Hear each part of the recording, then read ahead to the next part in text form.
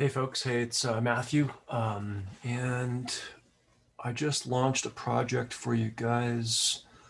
Well, I guess it was a day or so ago, but I wanted to do a run through of project 4 for the BFA Magazine ad that I'm asking you to do. And so we're just going to sort of, talk about that project a little bit and talk about some of the assets that I'm giving you, just general information. So first thing to do, let's go ahead and bring up the project PDF. And so publication design 1, magazine ad for the BFA program. This project was actually a real sort of thing that we were doing within the department. And we have this new BFA program. I guess it's not new at this point. It's maybe a little over 2 years old, 2 to 3 years, I guess. Wow, time flies. And we initially started with the photo and the painting emphasis areas, and then we expanded to graphic design. And we've since then kind of expanded to cultural arts areas and included creative writing. So this BFA program is really growing. But what we're trying to do is we're trying to increase awareness. And so essentially, one of our faculty members suggested that we put an ad in the Tribal College Journal. And that's how this all started.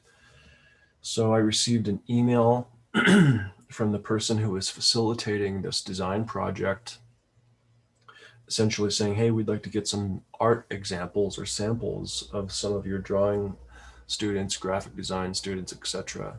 So I forwarded some things, of course, after getting permission from the students. And they hired a designer, a local designer, Kwana Yazzie, who put together a mock-up, which is the precedent or client example, right? Okay.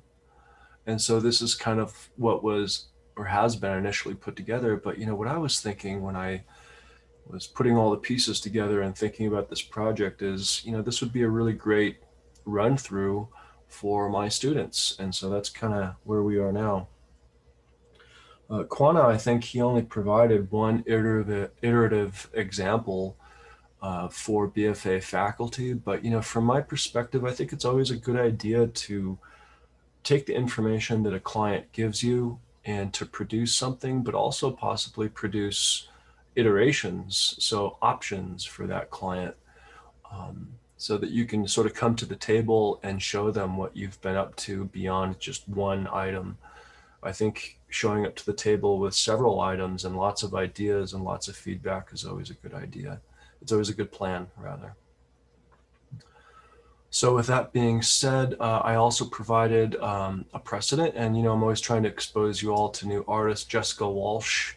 And what I was really intrigued with regarding her work was the way her design is more like art direction and installation, these beautiful conceptual ideas that are interactive and three-dimensional and environmental, I guess maybe is the right word, but also very human, involving the body quite a bit.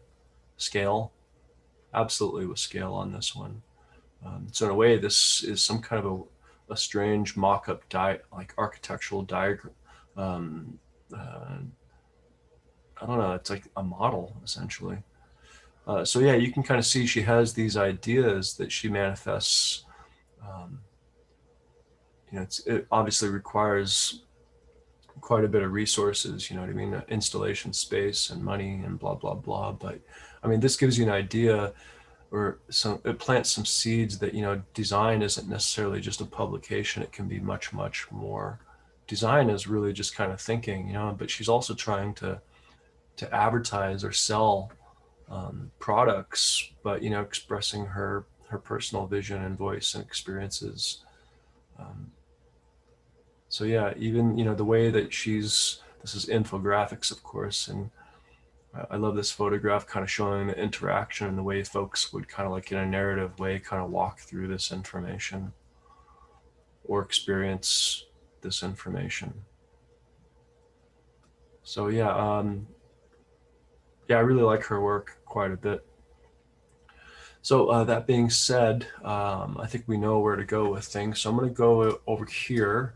And as per usual, I do have a project folder, and you should have a project folder as well. So I have teaching, my archive of everything that I'm kind of, my nuts and bolts and everything that I'm putting together. This is Publication Design 1 and Project 4, right?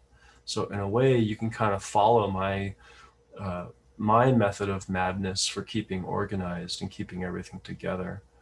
So if I click on this, there's the InDesign file that I used to create the project PDF. Here's the export that you should actually have on Blackboard currently for review. And I also gave you a folder that's full of assets, okay? Within this folder are all the student examples, and uh, within the file names of those student examples are the student names so that you can give students proper credit on your iterations. Okay, I think it's really important for students to, I mean, it's sort of like just sort of tipping your hat, you know what I mean? These students have done great work as far as the drawings and the work and the art pieces that they're contributing. So the best we can really do, or the kindest thing that we can do, is make sure that they get credit. Um, Also the logos. So I gave you multiple different logos dependent on, I guess, the tone and the contrast of the piece that you put together. Um, so you'll have to review those on your own. Like for example, this one has a gold black background, and this one is the blue black background. I also gave you this was a logo that I actually designed for our art design Facebook social media campaign. And so, yeah, I mean, the rhyme and reason to this is that, you know, since I've been at Dene College, I recognize the power of the circle and the symbol of that within Dene philosophy. But also you can kind of see here, cyan, magenta, yellow, and then K for black. Here I left the opening, right? And I've kind of heard, like, I think that struck me, you know, years ago, I was listening to one of my friends talk about um, textile rug weaving and the way that a thread is left almost as a way in and out of the piece, like, you know, kind of like a symbol of imperfection. So that's why I kind of left this right here. And then red, green, and blue. So essentially what we have here are the color spaces. And then in the middle, the four mountains. And you can kind of see I've kind of carved out these four mountains with this diagram, okay, that kind of, you know, matches with this circle. So there is some intent here, and I know this is a little off subject with, you know, this particular project, but it's always nice to have an opportunity to talk about work and reasoning. So yeah, I provided that logo, a real nice high quality PNG, so that you can drop it into your document. Because that is one of the requirements. Art and design department logo and the Dene College logo must be there. And by the way, this is the given. So this is the general information that the client is giving you, saying, hey, you know, I'm thinking about a publication for our BFA program, and I want it to increase awareness and possibly registration. So that students attend Dene College, pay tuition, register for courses, get their degree, et cetera, et cetera. So, you know, the client has an idea of why they're hiring you, and this sort of summarizes a little bit of that. And it's your job to kind of fulfill those parameters that are would satisfy the quote unquote given. All right. So that's information that you should definitely take note of. It's always really handy also when you're talking to a client, just say, hey, do you have some examples of what you're thinking of, you know, so that you can both more or less kind of be on the same page as far as style and concepts and, you know, layout, you know, that sort of thing. So, but this is the iterative example that Kwana Yazzie provided to the department. So we're going to be using that as our example, or a place to kind of springboard into this project. But again, you are going to be producing more than just one. You're going to be producing 3 total. And that's really not, it's not a big deal. You know, producing 3, once you kind of have everything hammered down, it's really just a matter of kind of arranging things on your InDesign page. So with that being said, oh, the next thing I wanted to mention was that I have provided, because it's a little bit of a pain. Sometimes a client will not give you the copy in like a Word document or any kind of like editing software. They'll just sometimes they'll give you something like this, and obviously you can't copy and paste this these words out of the document. But I've actually been really nice enough to do that for you. And I wanted to mention something else. On a Mac, there's text edit software. The text edit is really handy because you can copy and paste the words that might be necessary for a document. You drop them in here, and essentially what you want to do is you don't want this copy, when you place it into your InDesign file, it might inherit the typeface or the font or the scale or whatever. Some other things might come on board that you may not want. So the nice thing about text edit is that you can come up here to the top. Let's see, format. So I'm gonna go the opposite way, and I'm gonna make it rich text. And as you can see now, it's Helvetica, it's regular, it's 12, blah blah blah. But what you can do, I would always suggest that, I kind of jokingly say it's sort of like laundering your your type assets, your copy assets.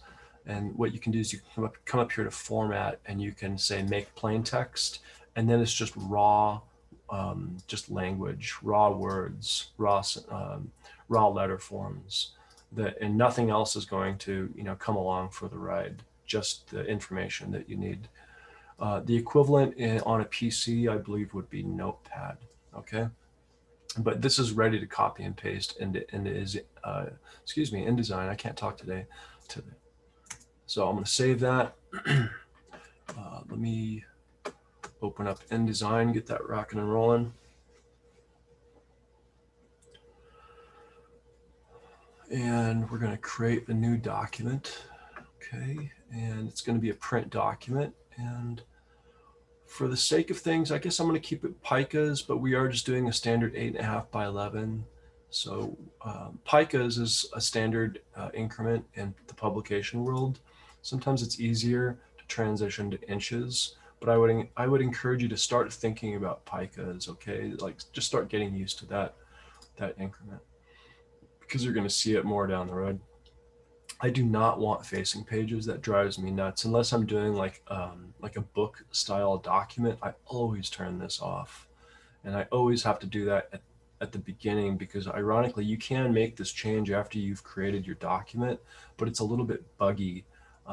It would take me a little while to kind of go into those details. But for some reason, like, I notice other buggy things when I haven't turned this off initially. So always remember to turn that off. I'm going to just call this sample, okay? Just one column, blah, blah, blah. Double check all this information. I actually think we're good, so create. Okay, so there's our page, and I'm just going to leave it there for now. But what I'm going to do is I'm going to turn on my, let's see, hold on one second. It did not work. Here we go. I'm going to turn on my grid in the background. And the reason being is because I used the grid to format and arrange my information. Okay, it's just it helps me to solve visual problems very, very quickly. And granted, it's not a perfect system, and I'll tell you why. Because 8.5 by 11 means I have this extra ½ an inch over here, which is a little bit frustrating. So I'll show you how I kind of work around that here in a second. So the first thing I'm going to do is I'm going to come over here to layers, and I'm going to rename this layer diagram, because I want to create an underlying diagram for how I'm going to be moving forward with all 3 of my iterations. And I also want to turn on snap to grid, because I just happen to need it right now. So I'm going to start creating, oops. I'm going to create my diagram. And by the way, this is pretty much something that you should get used to doing pretty much for every design project in my mind that you do or start. It just makes life easier. Now, again, you know, I think you guys have heard me say that InDesign is not as precise as Illustrator. And this is actually a good example. See how this is a little bit off? So I have to go in, I'm going to zoom in and surgically kind of fix this so that it is exactly precise, okay? So I've got one unit, diagrammatic unit that is pretty much perfect. So now I'm going to copy and paste this. I've got two at this point, and see how snap to grid is working. But obviously I want to be able to see things a little bit more clearly. And I always kind of default to cyan and magenta when I'm creating this underlying diagrammatic structure. And now, why create tons of those when you can just hit copy and paste? So work smarter, not harder, right? And I'm just gonna, I know this is kind of redundant work, but I'm gonna entertain you guys with this very kind of boring process. But did you see what I just did? I have this extra ½ inch, and what I'm gonna do is I'm just gonna sort of cheat a little bit and move that over, okay? So I've got this arranged, copy, okay? Now I need to invert it so that the blue is on this side, right? So again, work smarter, not harder. So object, transform, and let's see, I believe you can flip. Let's try flip horizontal. Yep. So I believe that solved our problem just fine. And look, everything is just kind of lining up. So now all I have to do is copy this and keep duplicating, right? Until I have this beautiful backdrop that will help me solve this visual problem very, very quickly. The grid is, it's just gonna, man, I love the grid. That's all I have to say. It's structure, it's order, it's form. Yeah, it's incremental. For me, I guess it's a way to kind of, if I look at a project as a whole all at once, it can be a little bit intimidating, but with the grid, you're sort of biting off a project one square at a time, or one area at a time, or one content asset at a time. So it kind of makes things more manageable, in my opinion. I don't want my backdrop to be that opaque, so I'm going to reduce this transparency to 50%. And the reason being is because I actually still want to see those incremental units that are behind my makeshift structure. Okay, so I think that'll do it for me, kind of creating some kind of order to this project. But guess what? We're doing it 3 times. So what I'm going to do is I'm going to come over here to pages. We only have 1 page so far. 1, 2. So now I've got 3 pages. Well, here's something else that I'm actually going to show you really quickly. This does not have to be on that page. I'm actually going to, I'm going to put this on the master page, and you see what I just did? I just clicked into the master page here. And so now I can place this array of information. Okay. And now I can delete the one on page 1. And now, because this is living on the master page, it will appear on all of these 3 pages consistently, right? I mean, and this is something that you could do for other pieces of comment, or excuse me, of content that might remain consistent throughout your 3 iterations, if that makes sense. So we'll kind of try that out as we move forward with this design project. By the way, just because it's on it, we can still make it go away because it's still living on this layer, right? So yeah, okay, so I'm going to lock that down. Now I'm going to create another layer, and I'm going to call it content. I'm going to call it content 1 because, again, I'm going to be working with 3 different iterations. So from my perspective, and this is my particular process, it's going to help me to kind of separate my apples and oranges and bananas, or 3 different iterations onto 3 different layers. So I can work in that regard.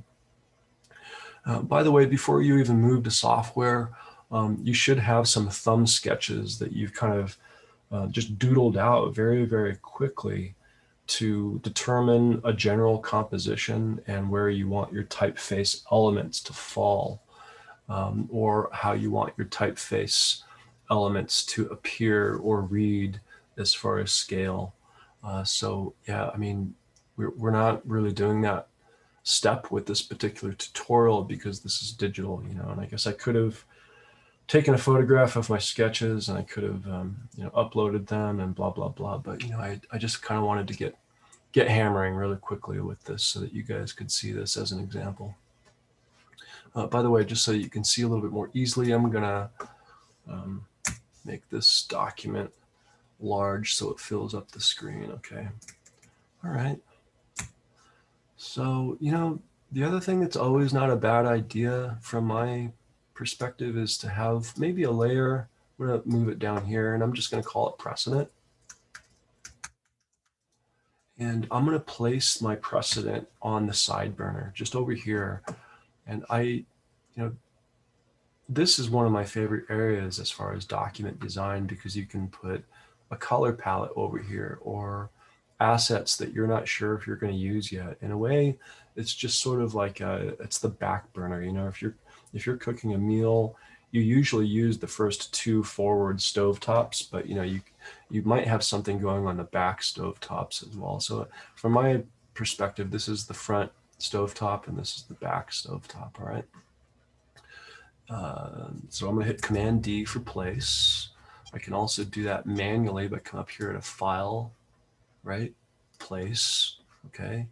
And now it's going to say, well, what do you want to place? Well, I have to navigate to my Publication Design 1 folder, Project 4, Assets, and because I've done really well as far as keeping everything organized, it's where I want it to be. And again, that's why we practice good file management. So I'm just going to put that over here. There's really no reason for that to be there except for inspiration and as a reminder as to what the client is thinking about or considering. So I really like what Quanta did. You know, one of the things that I really noticed was this move right here. Okay. And so we kind of have that already sort of living within this document. We can do that. We can sort of replicate that with the pen tool. I'm going to start with content 1. Okay. I'm going to use the pen tool and I'm just going to, I am working very intuitively today, by the way, folks, which is perfectly fine. And I do want snap to grid to be on. It is, because I want these points to snap precisely to this grid that I'm going to be working with. So I'm just going to give this a shot.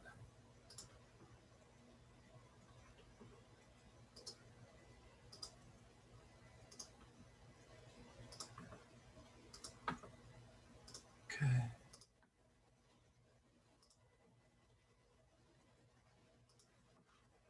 Okay.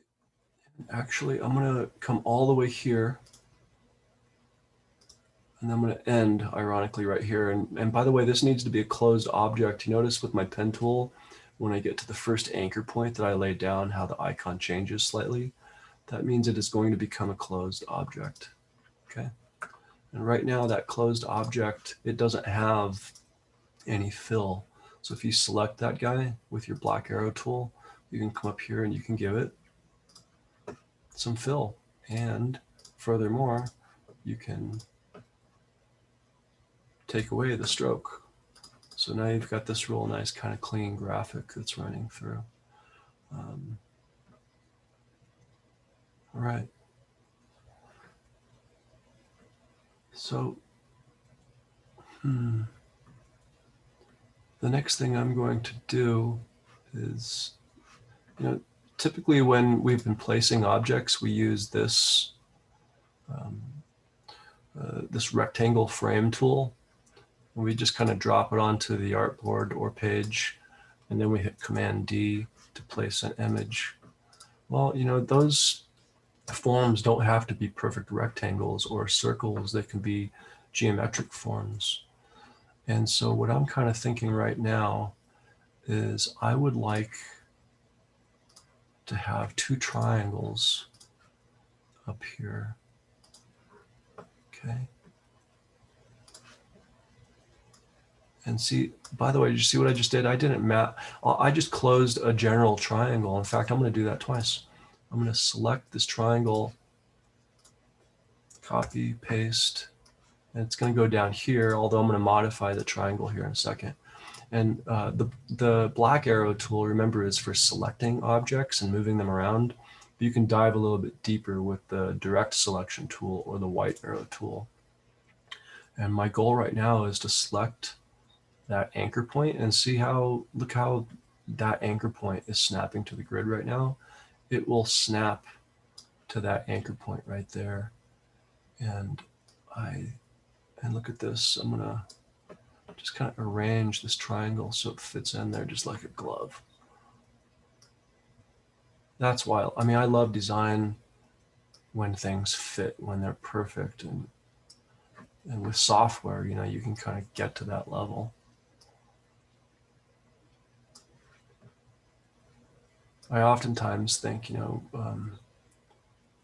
that old school designers, you know, before all this software, you know, all the additional steps and work that they had to do to accomplish a project for a client is just kind of mind-boggling. So anyway, I've got these two triangles that are now set to accept information. So I just select this guy, hit Command D for place. And now I can come over here and I can kind of basically shop, you know, and I intentionally gave you guys full images, but also details of some of these drawings that students had been working on. So yeah, I did that to help your process, yeah, because you never know what you're gonna need. And again, we don't have to find the right one immediately. In fact, I think this image that I was just looking at would work better over here. So I'm gonna select the other triangle, hit Command D, go to Carlin's image, drop it in, object, and I'm going to say fill frame proportionally. So there you go. Yeah, it's looking, it's not a bad start, huh? Okay. Before we go any further, you know what I want to do? I want to start thinking about this content a little bit. So I'm going to save it first of all, so that I don't lose my information, because you never know when your application is going to crash. BFA add assets. I'm going to put this in the parent folder directory up here, so the sample. And I'm going to call this actually student example. I think that would be a better descriptor. Student example, and save that guy. Okay, so now we have an insurance policy. We're not going to lose all of our hard work, and we can't complain, you know, when the application crashes, because that's just life. So I really like how Quana really kind of centralized this information in the middle of the ad. So I'm going to continue to follow his lead, actually, because this is the precedent, and this was the example that the client gave me. And you should listen. You know, it's important to listen to the client because they're paying you. Yeah, it's just that's about it. You know, they're paying you, and you got to listen to them. By the way, you know, oftentimes I joke with my students and I say, I'm the client, which means you have to listen to me a little bit too, and satisfy, you know, my project needs. So anyway, I'm going to grab the text tool up here, type tool rather, I always call it the text tool. And I'm going to create a text box, and I'm going to paste in the copy from this text edit file that I gave you. And again, this is raw text. So when you plug it in here, it's, I guess by default, look at, it is giving it, it's going to say Minion, but Minion is actually a default Adobe application font. So I'm not surprised about that. That being said, I'm going to be going with Helvetica, all right, for my primary. Actually, you know, I'm going to live on the edge. I always use Helvetica, and I'm going to go with Futura and see if that, I'm just going to have some fun. But let's see. I don't want it to be condensed. I just want medium. Okay. And the other thing to notice is that I like what Quana did here. He said bachelor, and then he said of fine arts. I definitely wouldn't leave the of up here at the top, just because it's not a good place to leave a user sort of hanging on that word that really is sort of like filler. But bachelor, fine arts, those are necessary words, but of is kind of like filler text. So I would definitely move that to the next line. So Quana did a really good thing there. He's aware of that. Obviously, we need to bump up the scale on this a little bit. So I'm going to bump that up to 24. And then I'm going to start, look at this, I can start using this grid just to kind of help me. This down here, right? I think the scale does need to be quite a bit higher though. Let's see. And we might have to do this trick. Of course, I also want, you know, this is going to be more visually active, and I almost kind of want the right-hand side to be more functionally active. So I'm going to select this text. And by the way, let me take a step back.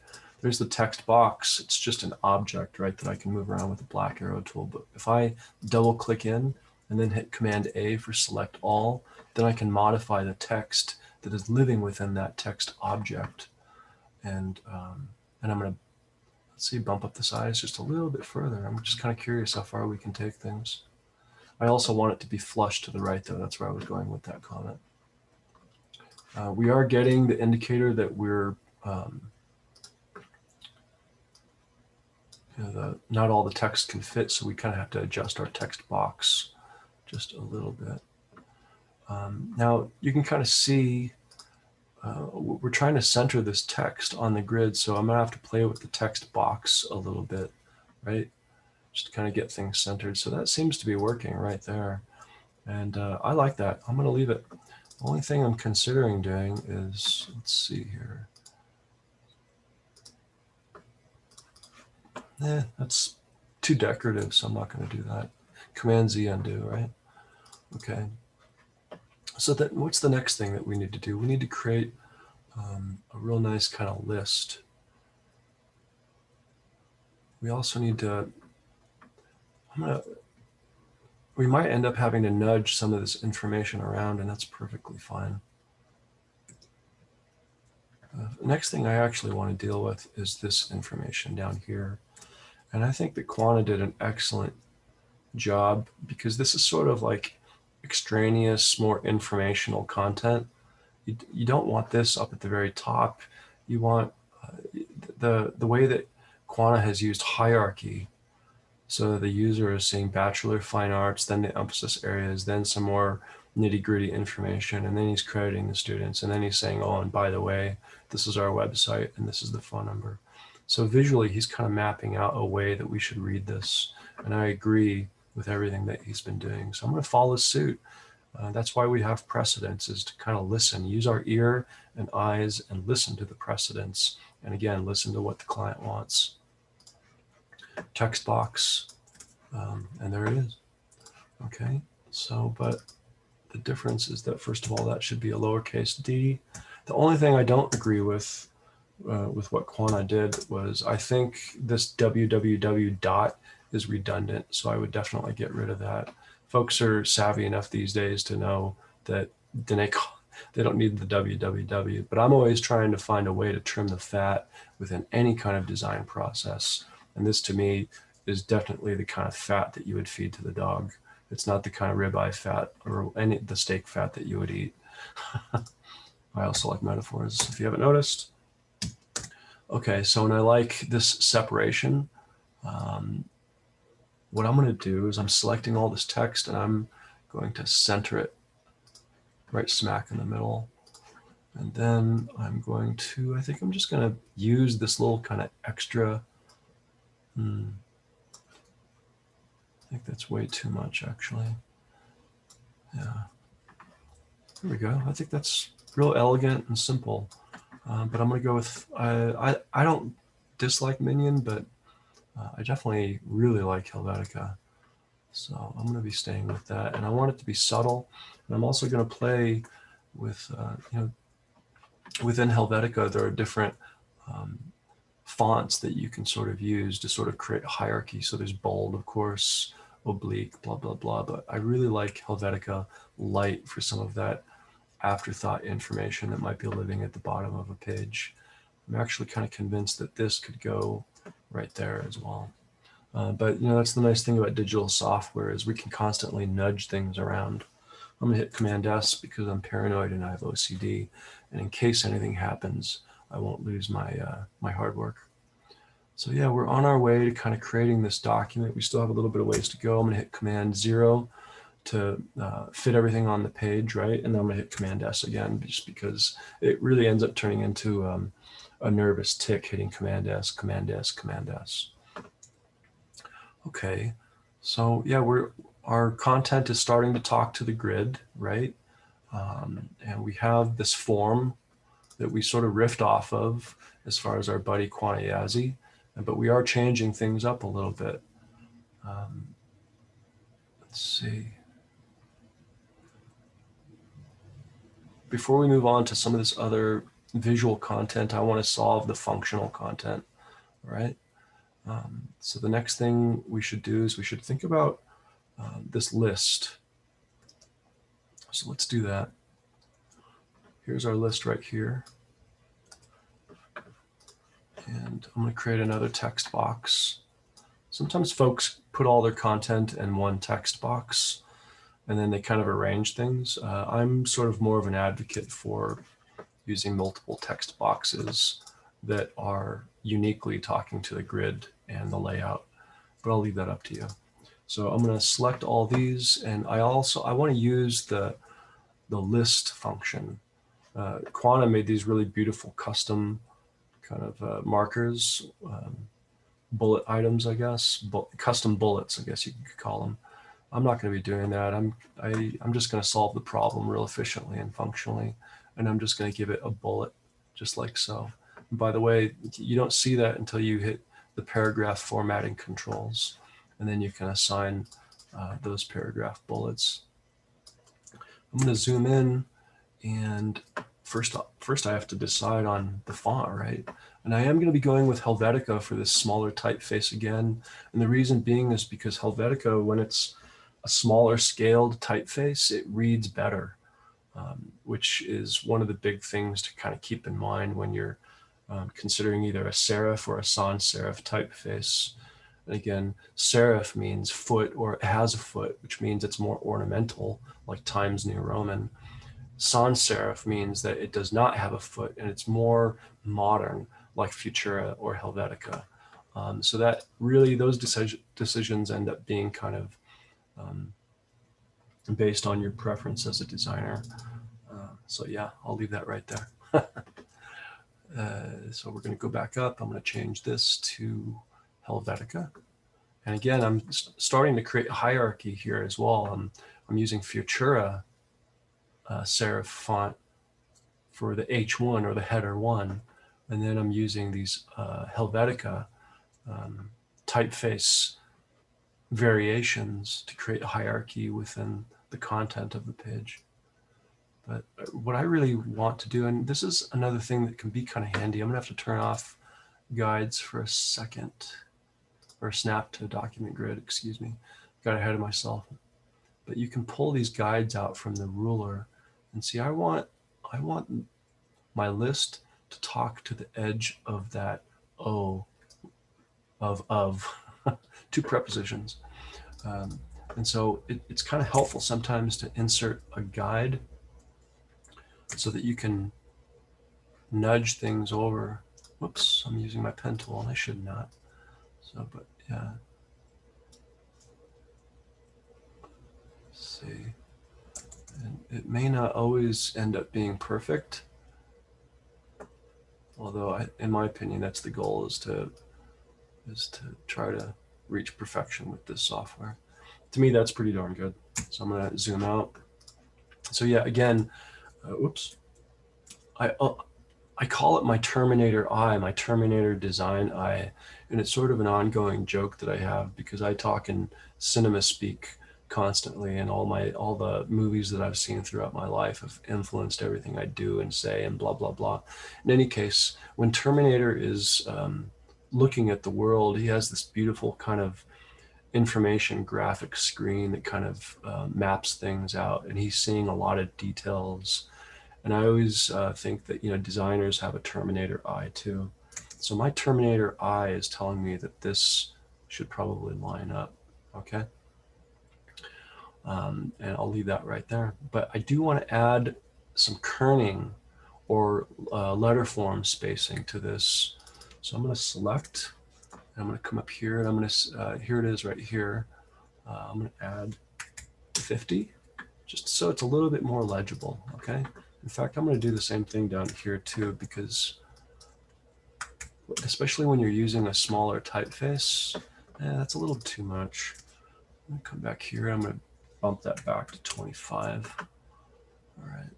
And you can just kind of use your intuition and your gut. You just kind of know, you know, what's right. And that's why we're doing these projects, is so that you can develop a design sense, an aesthetic design sense. And it does take a little bit of time. It doesn't just happen. Okay, so yeah, that's not bad. Now I'm kind of thinking, well, I'm going to go back, view, guides, grids, snap to document grid again, so that this guy will start behaving that way. But what I'm thinking is that I could almost kind of fit this information. So we have left and then right, and then it's all of it is kind of spanning this. We kind of have this beautiful umbrella header, and underneath that umbrella header is some valuable information. So I'm going to attack things that way. So I'm going to go back to my copy file. I'm going to grab this copy, Command C, create a text box. Right? Woohoo, we're on our way. Oh, and by the way, look at this. Although we did get that, and I can just hit Command Z, right? And it'll go back.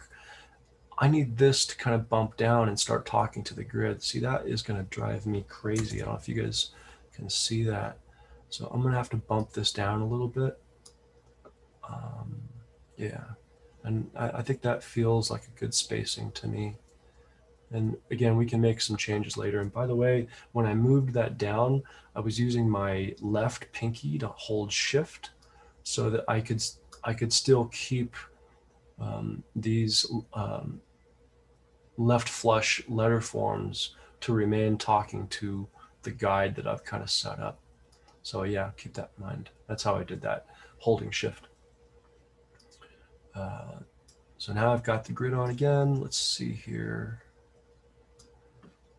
Let's see how this fits, you know, right? Just kind of, okay. Yeah. Convert this to Helvetica. This may not work. This is just, you know, me kind of thinking through process on the page, okay? That's a lot of information. We might have to bump that down. I mean, going below, I think, I don't know. Let's see. I'm trying to make things fit, right? I mean, that's the goal.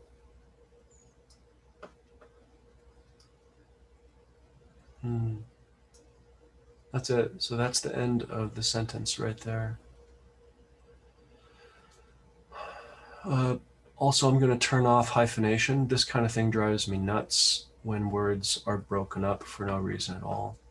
So I'm going to dive into the text object, hit Command A, go over to the paragraph functions. There's hyphenate. I'm going to turn that off. And, you know, that did cause us to require a little bit more space. But yeah, there's no reason to use hyphenation with this project. Let's back up and look at it overall and see how things are going. Now, here's another option. I feel like things are getting a little crowded on the bottom. So you know what I'm going to do? I'm going to grab all of this information.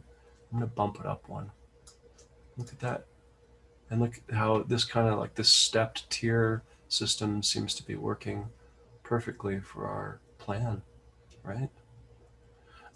Keep in mind also, we haven't even placed our logos yet. So yeah, I'm kind of seeing an opportunity here for a possible logo, but I usually like to keep this kind of branding a little bit more discreet. That's just, again, a design preference. I'm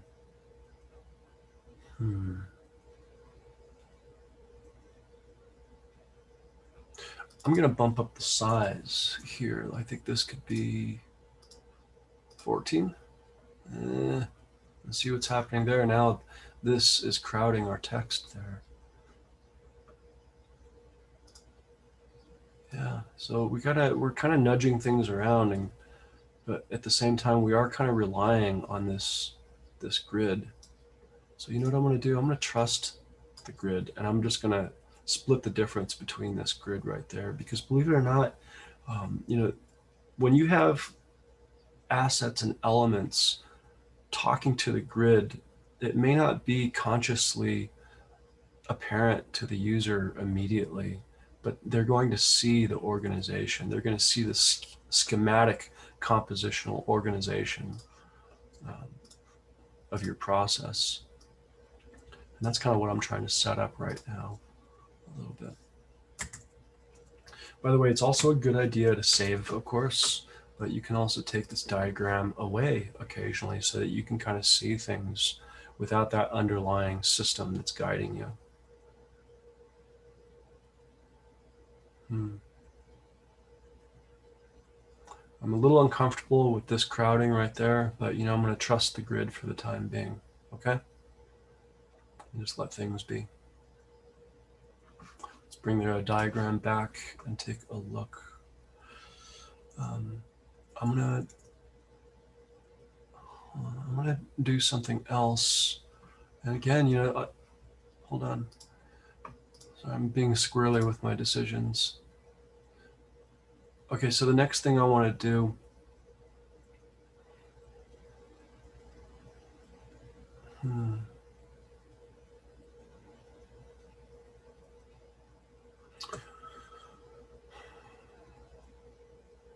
Yep.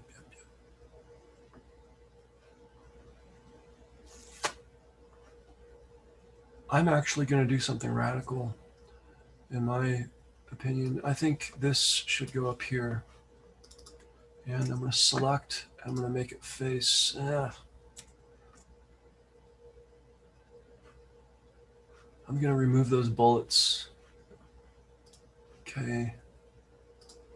And I'm going to make that list flush that direction. Okay. And then I'm going to simplify this. Boy, you know, our plan kind of changed a bit, didn't it? I'm still going to talk to that guide that we set up. Yeah, I think I'm a little more comfortable with this. All right. And I'm going to bump up the size of these guys. Let's see, how does 18 look? I could actually live with that. I think that's pretty good. All right.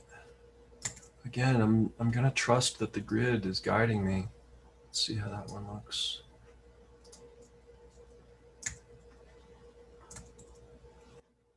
I'm starting to like this. Okay, so now we have this piece of information that we have to work with down there, right? I'm gonna hit Command S, and now I'm gonna create, I'm gonna go over here to our copy, right? And actually, yeah, because I didn't,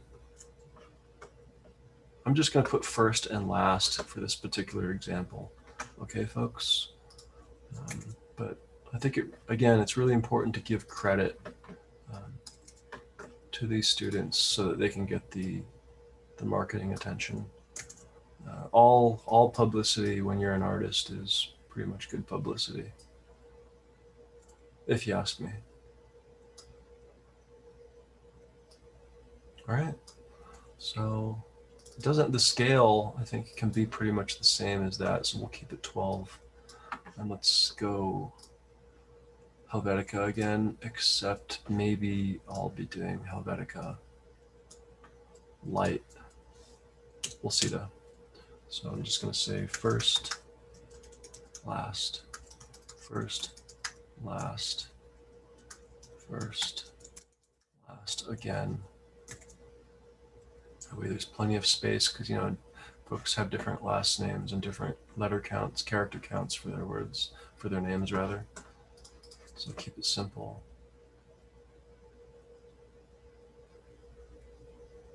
I may not end up wanting that though. I'm going to put this to the side, onto my side burner. I actually have something else. I think having that logo here, for some reason my gut is telling me that the Dene College logo would go really well there. I'm either thinking here or in the lower right hand area. In fact, let's just give it a shot. Let's just try this. So again, I'm using my underlying grid to create a couple opportunities for logos to sit.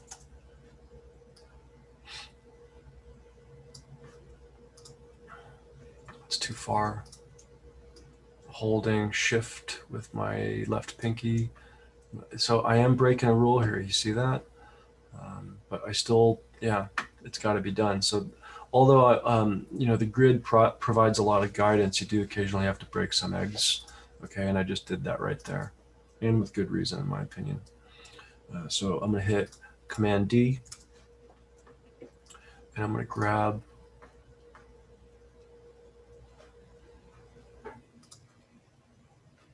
this logo right there. Object. Fit content proportionally. Okay, same thing with our art and design logo. Okay, object, fit content proportionally. So look at that, those guys are just kind of fitting in there, right, like a glove, which is ideal. And it's also not overpowering, like, you know, the beautiful content that we're trying to set up here.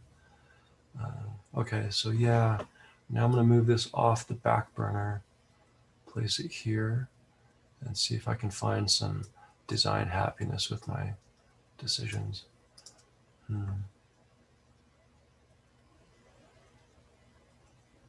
Yeah, see how this ends right there? Boy, I'm gonna have to, I'm breaking rules, huh? So as you can see, yeah, there has to be balance to all these decisions that you're making within these documents.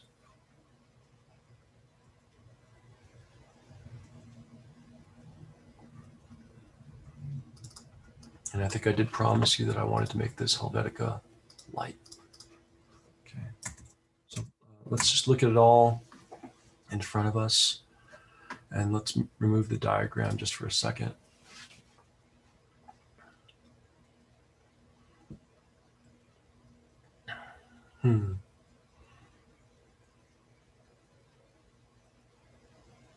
So it looks like we have all of our information placed, and we've done it in accordance with the grid.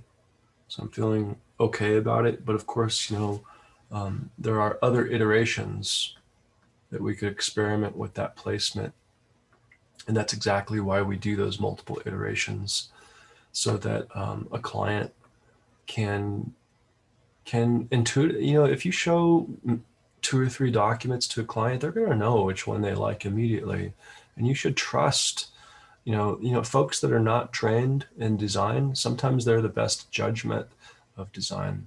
You know, they've been training for this their entire lives. They walk around the world constantly being exposed to symbols and imagery and design. They're experts at design and they don't even know it. So yeah, when they say, I like this one, trust them, okay?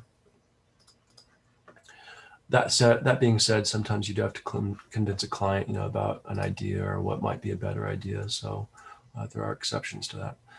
That being said, I did have this idea about a half scale triangulated kind of system moving right here, but I'm not there yet. First, I'm just going to grab another detail shot of some student work. And I'm going to grab, I think I'm going to grab this one right there. Love those details that Michael did on this drawing.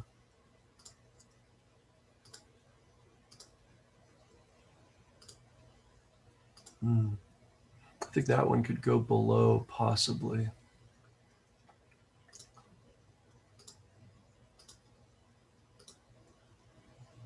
I'm actually going to go with Nathan's. Just give it a shot, right?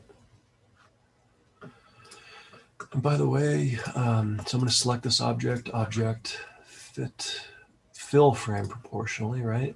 And you can kind of see that the way that I documented that drawing, there was a little bit of margin over here. So if I have the black arrow tool and I double click into it, you'll see the outlines of this drawing that can be, if I push it, and again, I'm holding shift so that I don't distort the drawing, I can kind of move it out and kind of play with the content that I want to be visible. And then I can nudge it around with the arrow tools as well. But see, this is driving me crazy, that little guy, so I need to, yeah. I don't know if this is the best example or not, who knows? We're just kind of plugging it in and we'll go from there.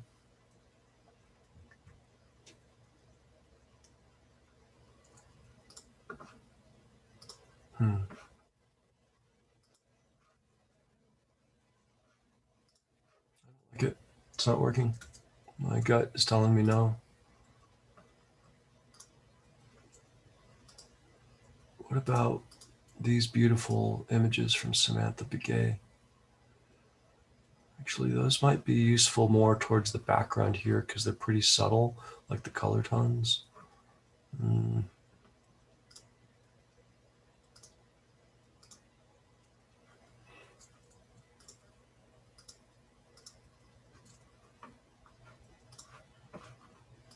Let's try that.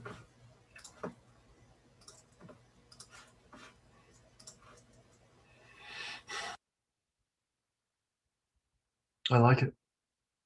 It's just a detail shot, but you don't have to see the whole image. You can only, sometimes it's okay to see only part of the story, and then you stitch all these parts into a whole. So I'm going to leave that as is. One thing I want to do is I want to remove the stroke from these triangulated forms because now I have content living in there. So I don't want there to be a black outline, essentially.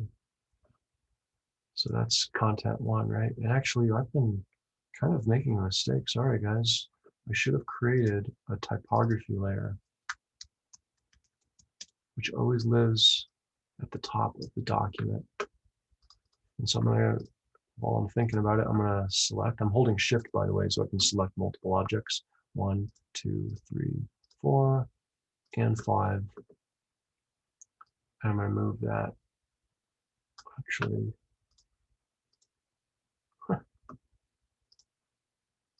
yeah, 1.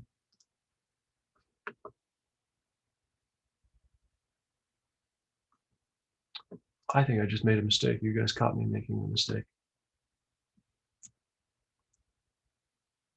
There it is. That's the new one, typography.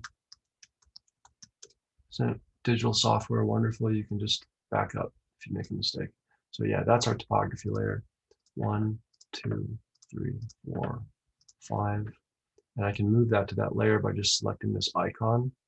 And boop, now all those guys are living on the typography layer. I'm also going to create a layer for the logos, just because I'm trying to practice some good file management. And I'm going to place those right there. Okay. Again, you might have to create even more layers as you're moving through these additional iterations, or you can create a separate document from my perspective, just having one document with 3 pages is easier, but I'll let you guys make that decision for your own process. Hit Command S. So now, yeah, things are getting a little bit more organized. The reason why I wanted to lock this content down is because I almost kind of feel like this ornamentation, these graphics need a separate layer. And I'm not even sure exactly what to call them, so I'm just going to call it graphic.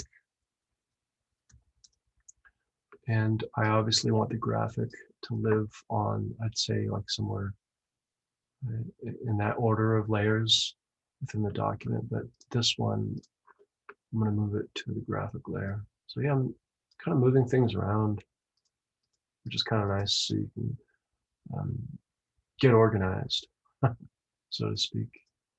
Lock that down because I'm going to want to put a graphic on top, correct? So I'm going to zoom in.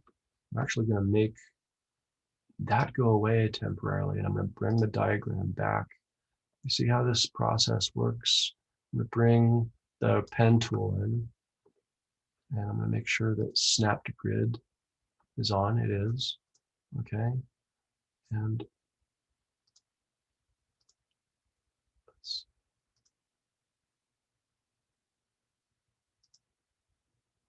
that right? No. There. Let me back up for a second and do this properly. There we go. Now I think I got it.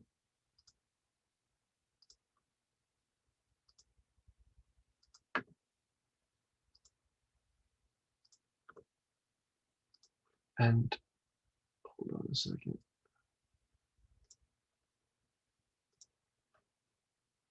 I think I know where I need to stop. Right? Yes. Come back, close the loop. There you go. So now I've got this other form. I don't need the stroke, but I do need the fill. And I'm just going to go with black, real nice and simple. Okay. Bring the content back. Next thing I'm going to want to do is I'm going to change the opacity to 50. And it is subtle, but it's there. You can kind of see. Maybe 50 was too much though. Let's go 75. Again, intuitive moves, just kind of, you know, walking through this, making intuitive decisions that sort of reflect my initial thumb sketch, but I'm not married to that thumb sketch. I can change things up when I feel like it. Hit save, back up, look at everything, boom. Not a bad start. So it seems to me that we still need background graphic here. Is that correct? And I'm just gonna, I think I have an idea of what might work. And I'm just gonna see how that goes. So I'm gonna lock down some of these other layers that I don't wanna mess with right now. I'm gonna unlock content 1 because that's where I want my next image to go. And I know, yeah. Okay, so bear with me. It's not a perfect form to drop the image in, but all I have to do, see, I'm going to close the object, and then after the fact, I'm going to nudge these vectors around, or excuse me, anchors. And this is just an idea. We'll see how it goes. But remember, keep things simple. Don't overcomplicate your projects. So I'm gonna get rid of the stroke. And then just because I'm paranoid, I'm going to zoom in and see how accurate these anchors are. They look pretty good. Yeah, see that? Okay. Just preparing. Look at that. Everything's just going to fit together so surgically. You know, Mies van der Rohe, Bauhaus, modern architect that um, fled Germany during the war, running from the Nazis, came to the US, created all this beautiful international style architecture in like Chicago, New York City, etc. One of his quotes that I always think about often is, quote unquote, God is in the details. So yeah, as far as architecture goes, it's those connections between steel, glass, and concrete. But that is also a pretty good rule to follow in graphic design as well. The details really, really matter. Getting things perfect. And with this digital software, you can get pretty darn close to that. So we've selected the new object that I just created, Command D. And the one that I had in mind was either this one, which I think could be quite nice living in there. Object, fill frame proportionally. But the problem is the image itself is kind of, it's beautiful, but kind of busy as well, and that it's distracting. It's making the text difficult to read, frankly, right? So let's see, we can select this image. We can bump the opacity back to like 25%.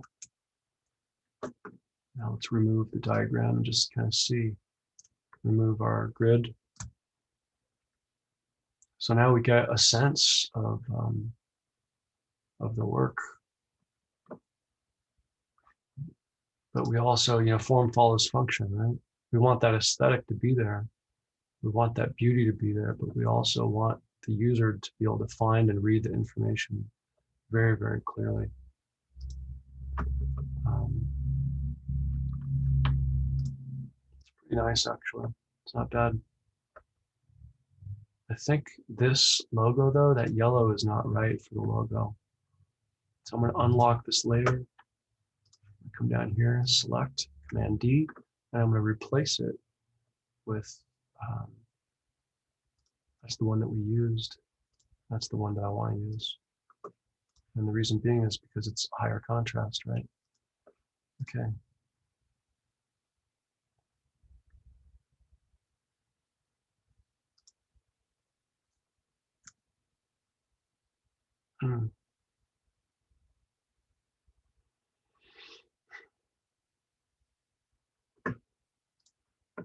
Just because I'm curious, I want to see what this other one looks like. I really liked these images from this student. Wow, I almost gotta like that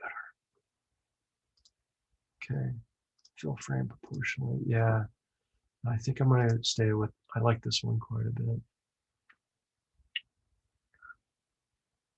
I think I like it because the model was placed in a natural environment, but also the colors. So, yeah. I think that is enough information for this tutorial, and I'm not actually going to do these other 2 iterations with you. I think you guys have heard me talk for long enough, and you get the gist as far as like the grid and the content, and how to kind of run through this project a little bit. Remember, when you export this project, you are going to have to make this diagram go away. And then, by the way, this whole layer management thing, it's really useful for passing a project on to someone else, i.e., someone in an office. So if you pass a project on to someone and it's just a total mess, it doesn't reflect well on you. So keep your documents professional and well organized so that you can be proud when someone else opens it up on a shared drive. So I think we've hit all the boxes here. Yeah, and we kind of followed the client's precedent a little bit, but we kind of made it our own as well. I'm going to hit save. And the next thing I'm going to do is I'm going to go to File, Export, and I want a PNG. Okay. And I want it to go to this location, right? I'm gonna hit save. I want it 300 DPI. I want the quality maximum. Yes, yes, yes.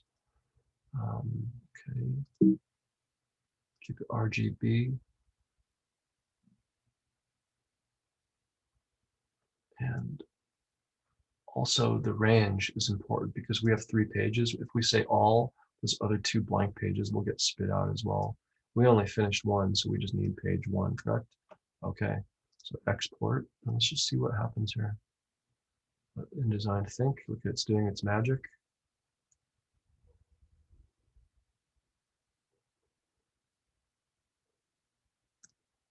Now let's go back to our Finder and see what happened here. There's the one, there's the InDesign file that we're currently working on. And here is the PNG that we split out.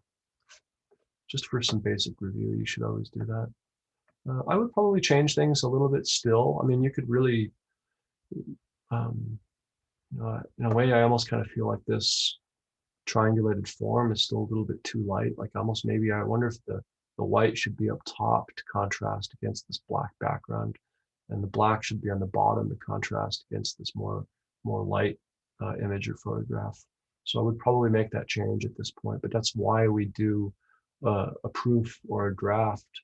And then you might even bring something like this to a meeting where you're dialoguing and communicating with your fellow colleagues, design colleagues, and asking for their advice. And they're going to tell you, they're going to critique you. They're going to say, this is good, or this just isn't working.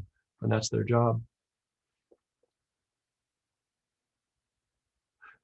It'd almost be nice if this information were situated on this. I mean, I almost kind of feel like this is a lost opportunity right here. So that's something else that I would continue to refine. I might try to push this information down against that plain, clean white background and just let this space be as it is, because the image is quite nice. I really like the move that we made up here because I think that this is important to kind of map out the emphasis areas. But yeah, I think this could have been pushed down. And then furthermore, these logos maybe could be even further pushed down, to live with this information. So now I'm kind of starting to think about hierarchy and different ways that this could have been improved. But you're going to do that during your process more meticulously. And I think I'm ready to stop this tutorial. So yeah, good luck. And remember, you guys owe me 3, not 1, but you owe me 3 of these. Each of them exported as a unique PNG file at 300 DPI, which is print quality. So good luck with that, and see you soon. Bye.